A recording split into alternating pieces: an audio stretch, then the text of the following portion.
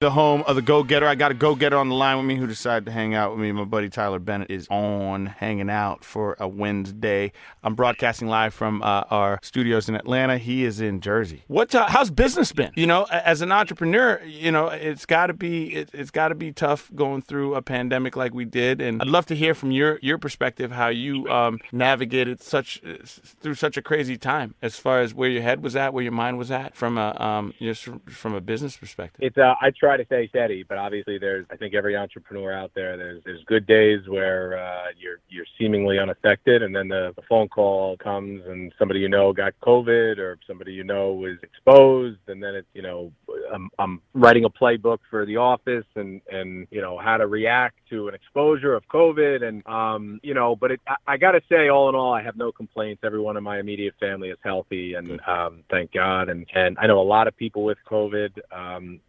It's obviously had a tremendous impact on every industry. That the first 9 minutes of every call I'm on, that's what you talk about. But overall, business has been it's been pretty good. It's like, I guess it is truly like two waves. We had the spring and then the summer where things, I guess, seemingly felt better, and then now this current wave. But overall, being in the commercial real estate space, there's a lot of movement and a lot of change. And I don't mean to say it on tragedy, but there is an unbelievable amount of opportunity, a generational amount in the pipeline that's in front of us, and I think the good people that plan well and strategize will be the beneficiaries of that. I never really stopped every day. My team worked from home. We executed. We have a small team, but I never really allowed myself to hang my head and sob over the pandemic, and even when I was told I was crazy, I just kept saying that this vaccine's coming. It's coming at the end of this year. And people would say, no, you're nuts. I had no insight. I just believed in American passion. And I think that's been good. I think sometimes, Mike, sometimes it's better to convince yourself things are better than maybe they are, because sitting around and saying they're as bad as they perhaps seem to be, it doesn't do you any good. It just doesn't do your team any good, your loved ones any good. So business has been good. It's been strange, crazy, but we do a lot of brokerage and development, and the development side has actually grown, and the brokerage side has been, it depends what month. It's up and down, and but I tell all my guys on my team that this is an opportunity to remake yourself and dial it in. So we're spending a lot of time on that. And I'm excited about the future for sure. The funny thing that you every time you say opportunity, right? One thing that it reminds me of, and like I said, we don't really we never, and this is not what our state. This is not what our station's about. We don't really talk politics on the station, but I am very involved with stuff that goes on in my community locally, right? Because obviously it's where my family lives, and we play and we work. I was talking to one of our commissioners here in town, and because we're friends, and she said one of the most powerful things to me recently. She said, "Challenges are always opportunities, no matter what you do, right?" And it just sounds like, in the fact that she said that, and one of the things that you're saying to me, it sounds like you realized the challenges, but you also saw the opportunities within, which is it makes it. It validates what she said to me a few weeks ago even more. You know what I mean? Mike, I couldn't agree with you more. Somebody said this quote, I wrote it down, and shout out to whoever said it, and I'm sorry I don't know, but greatness is born out of struggles and adversity. Yeah. And it's true, man. It's you feel insensitive at times of the moment to say that, and there's times where people will react to that, you're nuts, but it's true. It's the one commonality of human history. Greatness was not born from all the greats, inventors, athletes, you name it, from not going through adversity. If you remove that from people's lives, I'm not saying they're not as great, but history has proven that that's where a lot of the greatness comes from. So, yeah, I think that's an important point to constantly remind yourself of. Or has it? We are getting a storm. It depends what part. I'm in central Jersey. I'm actually on the road, but we may get, in typical Jersey fashion, we might get rain, and then 9 miles away there's 1.5 feet of snow. Good gosh. Well, I'm hoping hoping you guys are safe with that. And I mean, Thank you. for sure. But I want to jump back in on one of the things that we talked about before we got into some more music, which was going through struggles, right? And we were just talking about business earlier. For those of you who are just tuning in, I was just asking Tyler how business has been going, because just as our station, I mean, we have a lot of entrepreneurs, and it's always great to catch up with people and just find out like where their head's been going through such a hard time. And one of the things that you just mentioned was, going through the struggle, right? I had a conversation with some folks. I've been having an ongoing conversation with some folks about like the fact that there's no silver bullets in life, right? Like we all live in this microwavable world where it's like, if I jump on this, that's my ticket. That's my golden ticket, right? And I'll say this. It happens for people. It's like a 1% type of thing. It's like winning the lottery, right? But what do you say to people that really constantly are always looking for, and this is me asking you like genuinely, what do you say to people that are always looking for that silver bullet and not willing to go through the hard stuff or the struggle? What would you say? I would say, that's delusion, candidly. I know people, and I obviously follow and see people that, make the big rips and invent something and sell it. And what's funny is that the viewer of that individual arrives at a conclusion that's not even near accurate. Like whatever, if it's Jesse or Zuckerberg or, Bill Gates, and, oh, look at these guys. You don't realize these people put in 20 and 30 years and late nights and early mornings. And I don't know, man, I just, I'm not an inventor. I'm more of a practical guy, touch it, see it. That's why I'm in real estate. But, I learned early on that, when you're young and in business, you're thinking, when can I get this big rip? And it's a life-changing amount. And, 5, 7, 10 years goes by, and I still, you still don't make that rip. And at a certain point, you've got to just come to grips that, this is a journey, and not to say that maybe fortunate times aren't out there for certain people, but your expectations have to be aligned with, with reality and your passion. And when you combine reality and your passion, you don't spend much time thinking about how much time has it taken me to get to where I want to be. You try to enjoy the journey, and along the way, there's successes and wins. But do you think, Mike, I don't really know about that silver bullet theory. Yeah, but do you think like, so, at that point, I would say at that point, the purpose has to be way bigger than, you or me or whoever else, right? Because if you're constantly looking at the rip, right? Like, why can't I get the rip? Or when is it going to happen for me? You're making yourself bigger than the purpose of the goal, right? So you're avoiding what it takes, and you're avoiding the path to get to that goal because you're really just focused on you, which, don't get me wrong, I'm not saying that you shouldn't be focused on yourself and you shouldn't have, but am I wrong when I'm thinking that?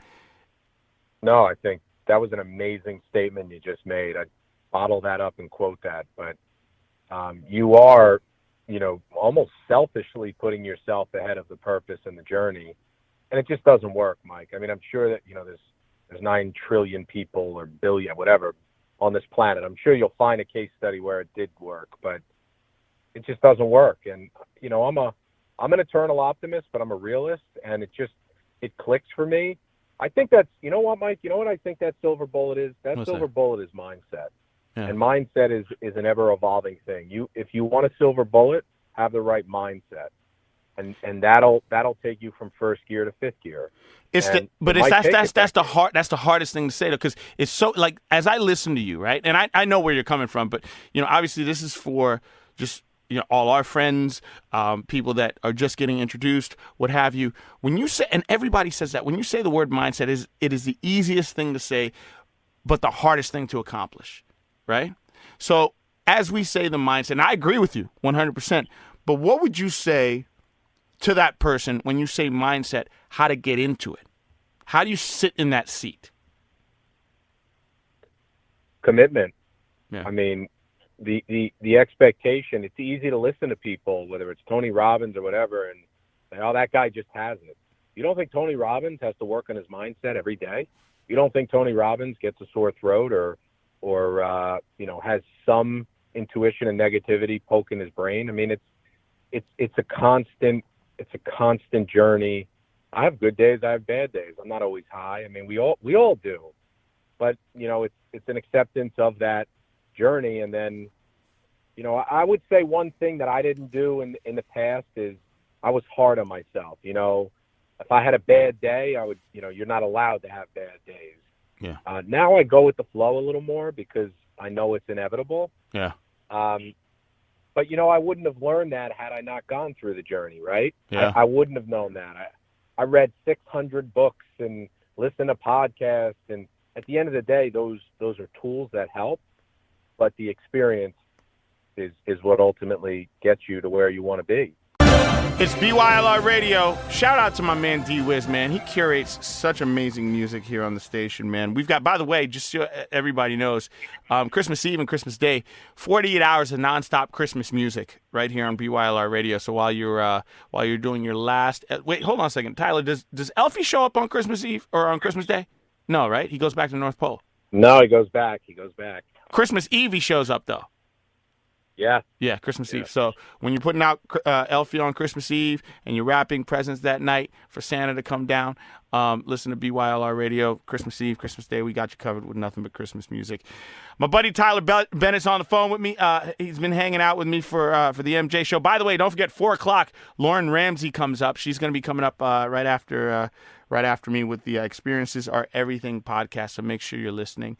We were just talking about just the entrepreneur and just the mindset of the go-getter, the entrepreneur, or the endurance athlete, whatever it is, as long as you're going through a tough time and trying to get to a certain goal, how we should attack it. And one of the things that we just talked about was waking up every day and not necessarily having a good day, but still having a purpose. And Tyler was mentioning he doesn't wake up every day, high on life. There are days where we go through the challenges. That leads to negative self-talk, right? You would say. Right. Now, my question is this. I look at a guy like yourself. If I didn't know you and I look outside looking in, you're definitely high on life. Business is good. Gosh, you just did this 100-mile race. What does this guy know? He's a specimen. He's way better than I am. He doesn't have bad days, which is not true, right? At all. Question not is even close. Not even close. The question is when the negative self-talk creeps in.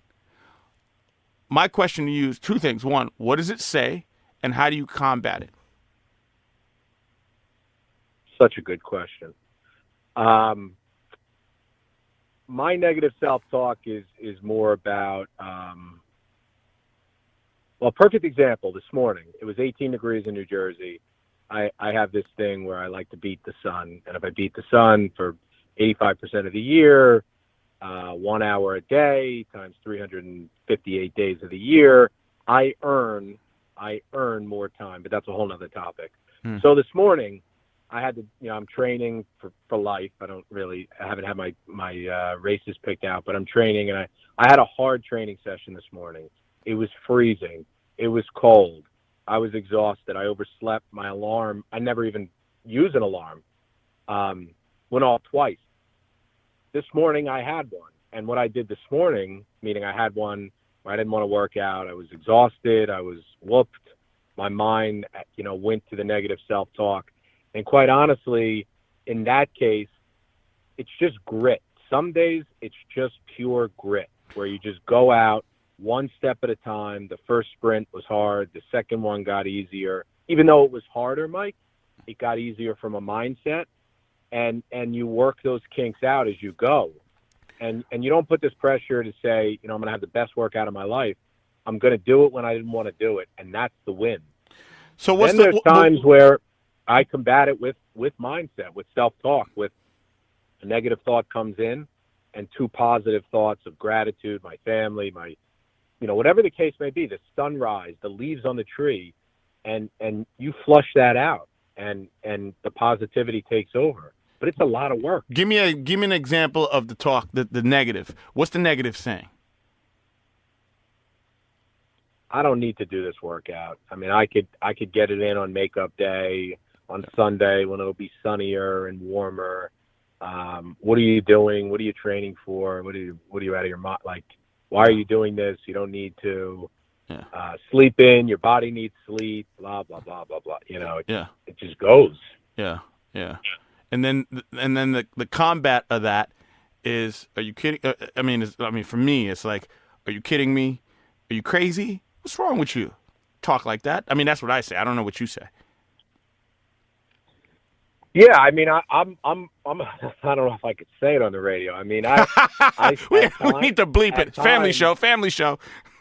Yep. At times, I lay the smack down, like you soft, blah blah blah. Look at what you have, and other people don't, and you can't get up. And I also keep my eyes on the game plan, the end goal, and know that life's cumulative. So in 1 year, if you have these moments 64 times and you overcome them 63 or even half, the amount of growth you're going to get is unbelievable. It's not that individual day or moment, but the negative self-talk has got to be punched back. It has to be countered, and it's otherwise it takes over. And the mind is a crazy thing, man. It's a strong, powerful muscle, if you want to call it that. I was just going to say that. Strongest of it all. Yeah, I was going to say that. I'll tell you a funny story, and this is, very relatable. Like, I have been on runs where my mind has been saying, like, dude, what are you doing, man? You're so tired. You're going to jack up your body. Your heart rate's up. You're having palpitations, what have you. But then there's something funny about that when that happens. Like, there's a switch that I turn on. I don't know sometimes where it comes from. It doesn't always show up, but I remember this particular time when it did. I said, you know what? And same thing. I was saying, you know what? MF, here's what's going to happen. If we're going to die on the street, you're going to die on my terms, right? If my heart's going to explode, it's going to explode on my terms, which is doing what I love, running. And obviously nothing happened, right? Actually, it turned a switch and my body was like, okay, cool. If that's what you want to do, we're going to do it. We're going to figure it out. But it's just so amazing how your mind, the organ, the brain, the mind, mind, body, whatever, the minute you say it to yourself, it's almost like it comes to life. You know what I mean? It wants it, Mike. It wants it. It's like the fuel tank that runs low and you put more in it and it responds and it wants it. I mean, I truly believe we weren't made to be, non-productive people. I mean, we were made, human body's amazing and the mind's amazing. And the more you push it, mentally, it does generally respond. I mean, we all have those bad days, and you got to know your limits. But I had one this morning. I mean, it was not by design for this show at all. Yeah. And it just, push through it, little by little, one step, and then boom, you're done. Your workout's done, and then you feel amazing, right? Like Yeah. when you do those runs, Yeah. you feel amazing, but. Yeah. I mean, whatever your self-talk is, I'm not going out like that. I'm not accepting this. I'm going to push through it. I've gotten to the point now where, and this is through repetition, when it comes, I have this evil grin because I'm like, okay, now we're in the ring, right? Now we're in the ring. And you're either going to win or you're going to lose. Yeah. There's no in between. Yeah. There's no in between. So, it's a choice. And when you pin it down to that, what are you going to choose? You're going to choose to fold, or you're going to stay in the fight. And I mean, when you look at it simplistically, I think it becomes easier to handle. Who's your woman crush? Or first of all, say your wife, and then pick another one. Who's your woman crush for today? My wife. Second. Who gets vice president? My wife. I think I just messed up. Sorry, Mike. Anyway, let me change the topic real quick. So, first of all, thanks a lot for hanging out with me during my show, man. I definitely appreciate it. I'm glad that I'm in the Rolodex now that you'll pick up my call. I gotta say, I've arrived. But thanks for having me, Mike. We were we've been talking for the past hour and something about just the mindset of folks and just, as we focus in on going into 2021, man, it's become somewhat of a you versus you, right? In anything that you do, I don't care if it's parenting, if it's working out, if it's business, because, and the only reason I say that is because we tend to have these conversations with ourselves. I got to tell you too, Tyler, as well as everybody else. There's a book I just finished reading called The Untethered Soul by Michael Springer, and one of the things he talked about in the book, it's actually the first chapter of the book. He goes, "You ever notice that if you're by yourself and you have an issue, right? That self-talk will start having a conversation. Like that voice in your head will start talking. And for some reason, you'll answer it, right? So literally, you're having a conversation with yourself, right?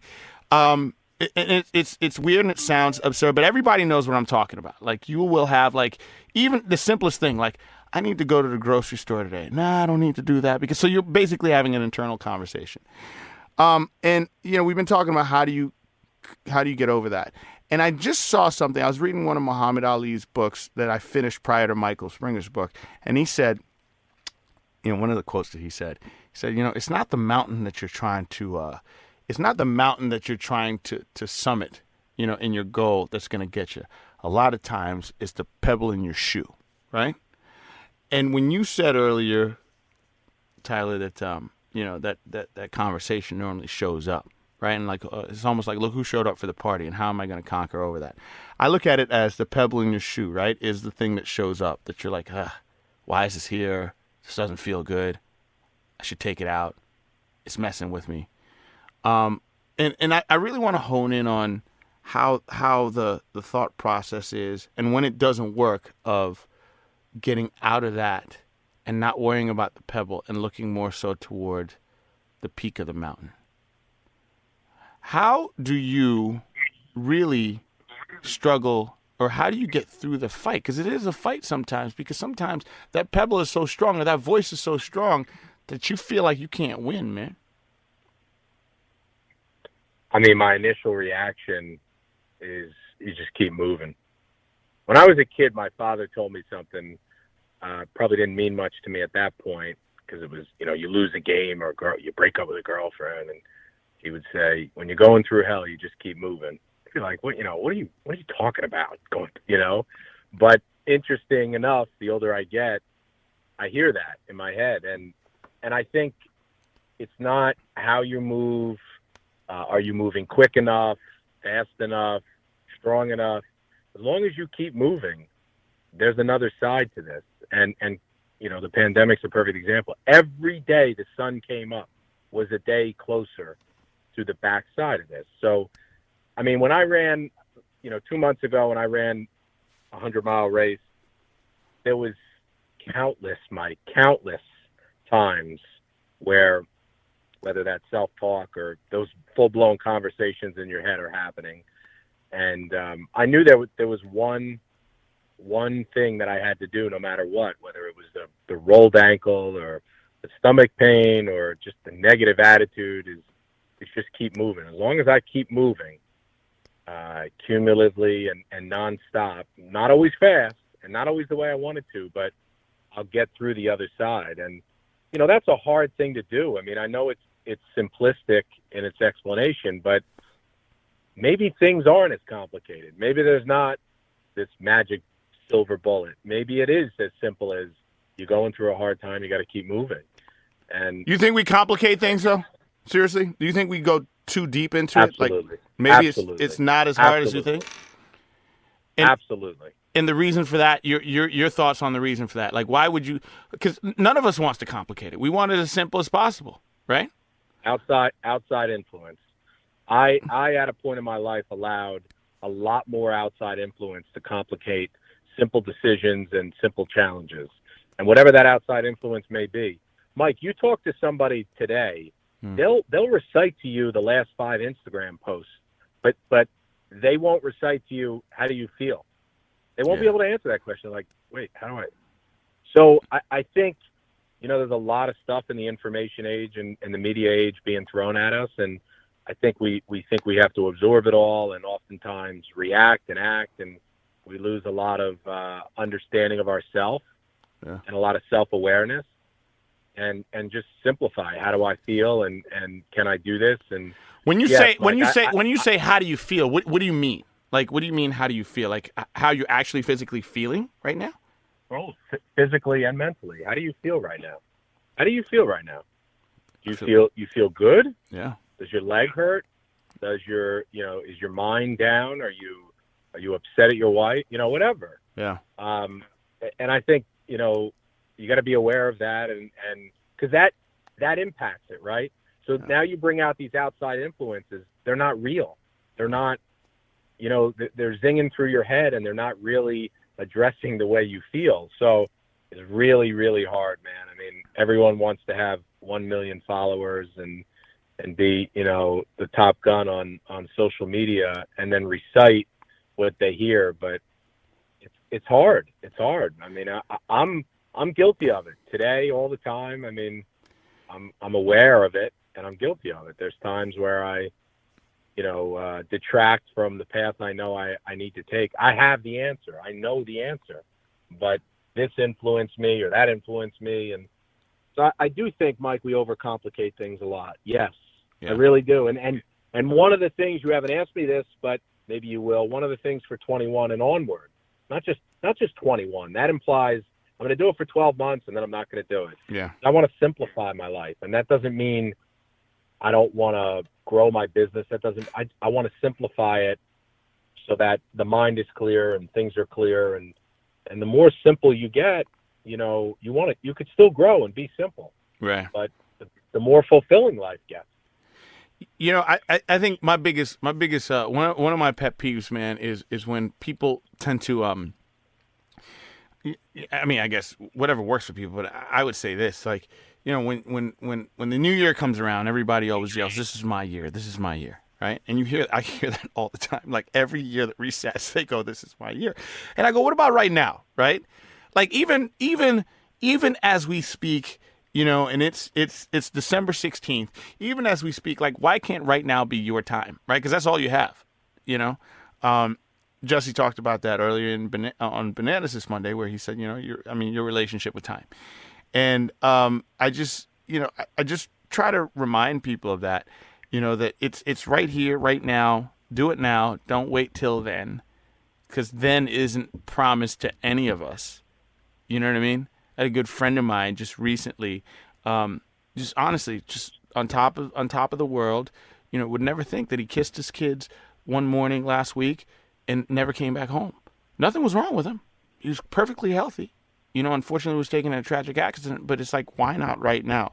And that's just a constant reminder too, as well. So I don't know if that kind of helps too, as we, move on with the self-talk and the, not right now, like you were saying, not today. You can make it up on a workout day, on the next workout day. But I mean, truth be told, brother, for you, me, next guy, that next workout day might never come. Like, the probability of that never happens. It will happen eventually, but not anytime soon. But that's just my 2 cents as we close. I think, first of all, sorry for your loss, but yeah, I think New Year's resolutions I'm not a big fan on. I mean, I use the end of the year mainly for business and for personal of what I want to change and try to fix, but I don't set these hard dates of January 1st, because of exactly what you said. And I heard Jesse's Bananas this week, and I mean, it really hits home because we need those reminders. Yeah. There's no reason to wait. I'm going to lose 10 pounds. Start now. Yeah. Start now, and the funny thing is when you do what you're not supposed to do by societal norms, which are, by the way, so dramatically flawed, we could talk for 2 hours about that. That's but another when you show. do what you're not supposed, Yeah. When you do what you're not supposed to, it's double rewarding. Yeah. It's double rewarding. Yeah. You show up at those holiday dinners and say, I'm on a diet, or I changed my habits. And as hard as that is, it's going to feel twice as good than telling everyone that on January 1st when everyone is, you know? So I agree with you 100%, brother, that you gotta don't take today for granted. Yeah. There's no better time to change than now. Brother, man, I appreciate you hanging out with me on my show, man. I really do. I'm going to have you back. We're gonna revisit I this would after. love to come back. And, We're gonna revisit this after the first, and of course, see anytime, where we're man. at. I So, appreciate you having me. any last minute shout outs? My wife Dana, who's listening. My family, my kids. What's up, Jesse? What's up, BYLR fam? Boom. Just to everybody that's been there for me this year. Full of gratitude and thankful, and my whole team at Bennett Realty. It's been a good ride, and looking forward to pushing ahead. Excellent.